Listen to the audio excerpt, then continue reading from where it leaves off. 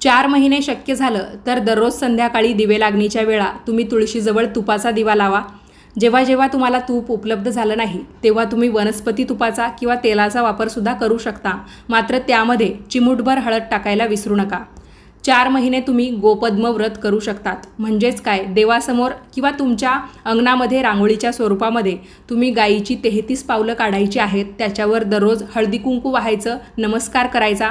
मासिक धर्म सूतक असल्यावर तुम्ही ती गायीची पावलं काढली नाहीत तरीसुद्धा चालतं, फक्त ते दिवस सोडले तर तुम्ही तुमचा क्रम चुकवायचा नाही। दररोज गायीची पावलं काढायची आणि लक्षात ठेवा, दररोज तुम्हाला ती रांगोळी पुसायची आहे आणि नवीन रांगोळी काढायची आहे। त्यानंतर चातुर्मासाच्या 4 महिन्यांमध्ये तुम्ही जेव्हा तुमच्याकडे दिवे लागणीच्या वेळा कोणी येतं तर त्यांना चहा पिल्याशिवाय किंवा मग काहीतरी खाल्ल्या पिल्या वाचून जाऊ देऊ नका। भगवान श्रीहरी विष्णू तुम्हाला कोणत्या रूपामध्ये भेटायला येतील किंवा कोणत्या रूपामध्ये दर्शन द्यायला